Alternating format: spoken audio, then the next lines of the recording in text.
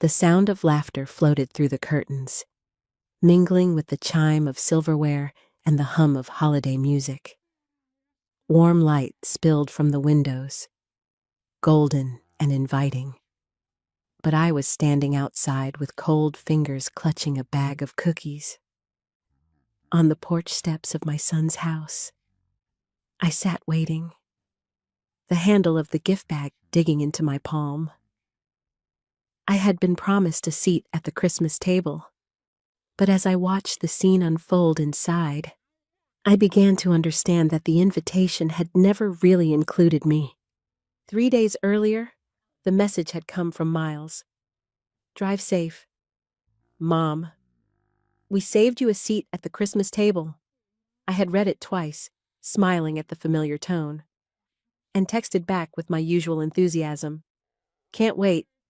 I'll bring the cookies and the cranberry jam you like." For weeks, I had prepared carefully, dusting off the old cookie cutters, baking sugar cookies flavored with lemon zest and almond, wrapping gifts in red paper tied with twine, and writing little notes for each grandchild.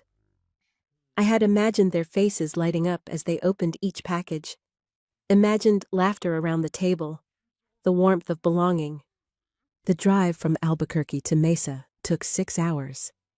I stopped only for coffee and to stretch my legs, humming Christmas carols to myself as the miles rolled by. When I finally turned onto their street, the sun was already dipping low. The house glowed with lights, a snowman beaming from the front yard, and laughter spilled out into the winter air. My heart swelled. I gathered the gifts, the cookies, and a bottle of cider, walked to the porch, and knocked. No answer. I rang the bell. Still nothing. I tried again, harder this time, but the music inside never faltered. I called Miles straight to voicemail. Sitting on the cold step, I pressed my coat tighter and listened. A child squealed with joy, glasses clinked, someone poured wine. Through a gap in the curtains, I glimpsed the dining table, lit with candles and dressed in the red runner I had sewn years ago. 8 chairs, each one filled. My eyes caught the familiar faces: Miles, his wife, Ruth with her partner, Ivy with her twin girls, the grandchildren smiling, plates full, laughter free. I counted again. 8 chairs, no empty seat, no extra plate. My chest tightened.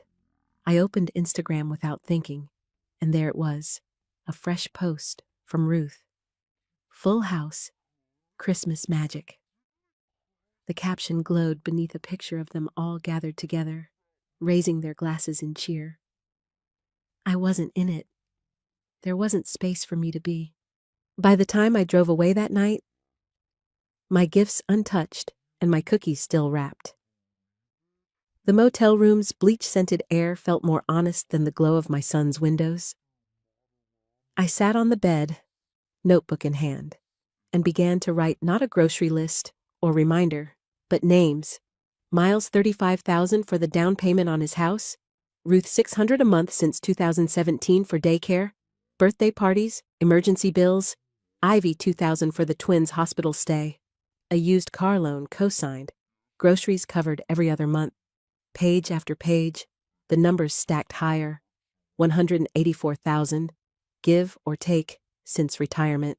Nearly everything I had earned, given freely, without question. I remembered the years after their father died, when I worked 2 jobs, skipped meals so they never had to, patched hand-me-downs, and made do without cable or new clothes. I never asked for thanks, only told myself that love would be enough. Back then, love was simple Ruth's poems tucked into my apron, Ivy's wildflowers left on the counter, Miles calling himself man of the house at 7 years old. But somewhere along the way, the small gestures had been replaced by expectations, by silent debts I kept paying. In the warped motel mirror, my face looked tired, but not surprised. I brushed my teeth, unwrapped one of the sugar cookies, and let it crumble in my hand. For the first time in years, I allowed myself to feel the weight of it, all the dinners catered so they wouldn't have to cook. The gifts purchased, the bills covered, the endless giving that had left me hollow. And yet, when Christmas came, I was left outside in the cold, watching my own family celebrate as though I had never been part of the story. The next morning, the house still smelled of cinnamon when I returned home. My porch poinsettias had wilted, but I barely noticed. On my phone, the family group chat buzzed with messages from Christmas Day. Ruth's roast was amazing. Next year we need to plan earlier. I think Mom got confused on the date. Not one call. Not one message asking where I had been. I stared at the screen until my hands shook, then closed it. Something had shifted. Mrs. Alcott knocked that evening, her kind eyes steady as she handed me a container of squash soup. She had noticed I returned late on Christmas night and wanted to check in. We sat for a while in the kitchen, her warmth a quiet balm. Then she reached into her purse. "I debated showing you this," she said, "but I think you should know." In her hand was a screenshot from a local Facebook group, Mom Support Circle, over 50. At the top was Ruth's name. The words below cut sharper than the winter air. "My mom is driving me nuts, always inserting herself, needing rides, help with tech stuff, and then expecting to be included in every little thing. She's like our in-house nanny and bank. It's exhausting." Dozens of comments trailed underneath. Some laughed, others agreed. My stomach turned cold. The tea in my cup tasted bitter. I thanked Mrs. Alcott, forced a smile, and saw her out. When the door closed, the silence pressed against my chest. I picked up my phone, drafted a message to the family thread. "I was outside your door for over an hour. I saw everything, but I didn't send it. I deleted it and opened my banking app instead." The next morning, I printed months of bank statements at the library and spread them across the kitchen table. Line after line bore familiar names: Miles' mortgage deposits, Christmas flights, soccer camp fees, Ruth weekly transfers for daycare tuition, new tires, utilities, Ivy hospital copays, groceries, birthday parties. I underlined them one by one, my pen bleeding through the paper. The total glared back at me: $182,612. Nearly everything I had saved since retiring. My pension of $2,000 a month barely covered my own utilities after I shouldered theirs. And still, not one of them had noticed when my lights flickered or when my cupboards thinned. I stared at the stack of statements until my hands steadied. Then, with deliberate calm, I began clicking through each recurring payment on my phone. Delete, delete, delete. $800 for Ruth? Gone. $500 for Ivy? Gone. The second car payment for Miles? Gone. Even the health insurance plan I had added Ivy to last year, I hovered over it, then canceled. For the first time in decades, no money was scheduled to leave my account. The silence wasn't empty. It was filled with something new, something I hadn't felt in years. Control. 2 days later, I stood at Miles's door. He answered with his familiar half-smile, the one he used when he wasn't sure if he was in trouble. "Katie's upstairs with the kids," he said, stepping aside. "You should say hi before you go." I didn't move past the threshold. "I just need 10 minutes, I told him. He shifted uneasily. "So, I heard you were upset." I reached into my purse and pulled out a printed photo, the one from Instagram. 8 chairs, candles lit, wine glasses raised. No space for me. I held it up. I wasn't confused. Miles. I was outside. His mouth opened, then closed. There was just a lot going on. He muttered, "I thought Ruth was handling the invites." You told me you saved me a seat, I said quietly. But you didn't. You never meant to. Before he could answer, I handed him an envelope. I'm resigning. He blinked. From what? From being your emergency fund, your quiet backup, your afterthought? I won't fund a seat I was never meant to sit in. His eyes widened as I added, I've canceled the transfers, all of them. If you need help, there are banks, advisors, credit cards, but not me. He swallowed hard. You're serious? I nodded. I came to tell you in person. That's more than I was given. Then I turned and walked away, leaving him standing with the unopened letter in his hand. The following evening, they arrived one by one, Ruth first, then Ivy, then Miles. They didn't call ahead. They didn't need to. They came like people who had lost the keys to a house they assumed would always open. Settling into my living room without invitation, they began speaking as if I owed them an explanation. Mom, you're blowing this out of proportion, Ruth said. Ivy crossed her arms. It was one dinner. One. Miles kept his eyes down. You're making this about money. I let them talk. I didn't interrupt. Not when Ruth brushed off her cruel words online as just venting. Not when Ivy rolled her eyes and called me dramatic. Not even when Miles said, I never asked you to give us anything. Finally, I spoke. No, you never asked. You just expected. And I gave. Because I thought that's what love looked like. For the first time, they were silent. I looked at each of them. When was the last time any of you called just to ask how I'm doing? Ruth blinked. Ivy looked away. Miles finally met my eyes, but had no answer. I was outside your house on Christmas Eve. I said, I watched you laugh. I saw the table, 8 chairs. You forgot me before I ever canceled a single dollar. All I did was stop pretending not to notice. Their silence lingered, heavy and uncertain. I stood, walked to the kitchen, and made myself tea while they shifted in the living room like strangers. For once, the script had changed, and they didn't know their lines. The next afternoon, there was another knock at my door. This time, it wasn't Ruth or Ivy or Miles. It was Alina, my granddaughter. Her voice was soft and familiar as she called out, Grandma. When I opened the door, she stood holding a paper bag from the bakery on 6th Street and a small marigold in a pot. Thought you might need something sweet, she said, and something to keep alive. Her hug was different from her mother's clipped embraces. It wrapped fully around me, steady and warm, asking for nothing in return. We sat together at the kitchen table as she pulled out 2 cinnamon rolls, still slightly warm. She didn't mention the argument or her mother's frustration.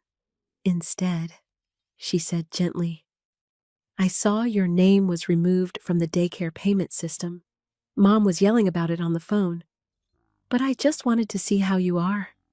My throat tightened, but I didn't answer right away. Instead, I reached for the marigold. Want to help me plant this? I asked. We stepped onto the back porch, dug into the soil near the rosemary bush, and pressed the marigold in as if it had always belonged there. Alina smoothed the dirt with her small hands. You deserve to live for yourself, she whispered. I looked at her. The same girl who used to scribble notes for my fridge, who once insisted on carrying her backpack even when it dragged across the ground. I think I'm learning how, I whispered back. That evening, after she left, I realized I had smiled for the first time in days. The house was quiet, but it wasn't empty. It was beginning to feel like mine. A week later, I signed up for a painting class at the community center. The room smelled faintly of turpentine and coffee, and no one asked why I was there. No one needed a reason. We just sat with brushes and paper, rediscovering color together. That afternoon, I walked into a bookstore I'd passed countless times but never entered. I bought 3 books of mystery, a travel memoir, and one I chose simply because its title made me smile. I paid in cash, no hesitation. A few weeks later, I drove to Santa Fe alone. I booked a modest room with a balcony and ate dinner in a small cafe without reservations, without obligations. Warm bread, red wine, silence. I listened to my own breath as though it belonged to someone I was finally ready to know. Back at the hotel, I opened my journal. For the first time in months, the page didn't feel heavy. My pen moved freely, steady as my pulse. I wrote I wasn't too much. I was just giving to the wrong people. I underlined the words once, then closed the cover with a quiet sense of relief. When I returned home, the messages started again. First Ruth, then Ivy, then Miles. Alina's tuition is due next week. Can you help just this once? I'm behind on rent. It's been a rough month. The transmission failed. I wouldn't ask if it weren't serious. Each message pressed with urgency, dressed as need, but I read them differently now. I opened a new message and typed only once: I'm unavailable for financial support. I wish you all growth. I didn't sign it with love, but I meant no harm. I simply meant I was finished. I set the phone down and looked out the kitchen window. The orchid on the sill had begun to bloom, 3 delicate white petals curling toward the light. I watered it gently, wiped its leaves clean, and turned to the page I had marked in my travel guide. Oregon, the coast, the tall trees, the cool mornings. I began making a list: 2 books, my walking shoes, a scarf for wind, my new brush set. Outside, a small bird landed on the fence and stayed. I didn't rush to capture the moment. I simply watched it, still and whole. For the first time in years, I wasn't bracing myself for the next request, the next favor, the next invisible withdrawal. I was simply present, as though my life finally belonged to me again. 6 months later, I was sitting at a cafe in Portland, sipping coffee and eating a warm croissant. People passed by with dogs on leashes and guitars slung over their backs. No one knew me, no one expected anything, and I felt full. In my bag were postcards I had written to myself from each stop on my trip. On one, I had written, "You didn't fold, you opened, you didn't disappear, you returned, you didn't get invited, you arrived anyway." Most days in Portland, I walked along the river with a notebook tucked in my pocket. Sometimes I painted water reflections that meant nothing to anyone but me. Sometimes I read a poem aloud, quietly, like a prayer. I had begun carrying a collection of Mary Oliver's poems, one for each morning. Her words reminded me that life's smallest details, the curl of a leaf, the sound of water, were enough to build a whole life upon. I thought often of the table I had once imagined myself at, set with roast and candles, where 8 chairs were filled and mine had been left out. For years, I had believed love was measured by what I gave, by how much I sacrificed, by the way I bent my life around others. But standing outside that window on Christmas Eve taught me what silence had not: that love without respect is just dependency in disguise. I had been the silent foundation of their lives, and in return, I had been treated as optional. It was only when I took back what I had given that I understood the seat I had waited for was never mine to begin with. The messages from my children slowed after my final note. No apologies, no follow-ups, just silence, stretched across weeks that turned into months. At first it hurt, like a limb cut off. Then I realized it wasn't silence I was feeling, but space, and space, once I grew used to it, was freedom. Alina came to visit whenever she could. Sometimes she brought flowers, sometimes pastries, sometimes just herself. She didn't ask me to justify my choices. She didn't try to mend her mother's absence or soften the truth. She only sat with me, and in her presence, I remembered what it felt like to be valued without condition. One afternoon, we planted herbs together in small clay pots, her laughter rising as we spilled soil across the porch. She didn't say the words, but her presence told me everything. Not all love is lost when you choose yourself. As spring turned to summer, I began saying yes to things I once thought weren't mine to claim. I joined a small book club at the library, where no one knew me as a mother or a wallet, but simply as a reader. I drove to the coast on a whim, standing barefoot in the sand while gulls wheeled overhead. I painted clumsy landscapes that I tacked to the wall with pushpins. Not for anyone else to admire, but to remind myself that beauty could exist in imperfection. The truth is, I never stopped loving my children. I never will. But I began to understand that love doesn't mean surrender. That it's possible to hold affection without handing over the keys to your own life. And in that shift, something inside me softened instead of hardened. I was no longer giving from emptiness. I was living from fullness. One morning, in a small cafe near the Portland riverfront, I found myself watching strangers pass with canvas bags and messy hair and sleepy eyes. I realized I felt no ache for what was missing, no hunger for a seat at their table. Instead, I felt grateful for my own, for the coffee warming my hands, for the croissant soft in my mouth, for the freedom of being here, uninvited yet wholly present. The postcards I had written to myself were stacked neatly in my bag, each one a reminder of a place I had gone alone, of a moment I had chosen myself. You didn't fold. You opened. You didn't disappear.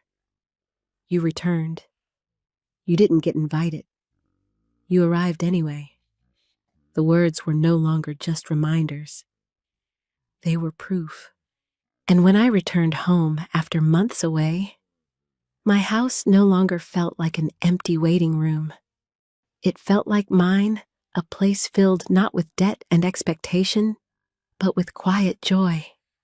The marigold Alina had planted with me had grown taller, its petals bright against the green.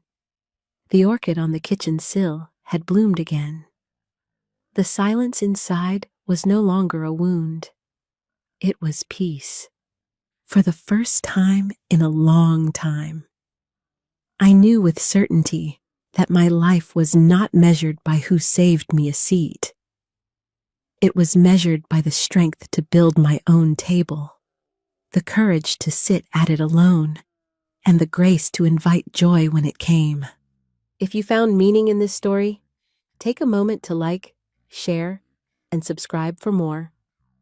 I'd love to hear in the comments what part of this story touched you most, and what lessons you're carrying into your own life.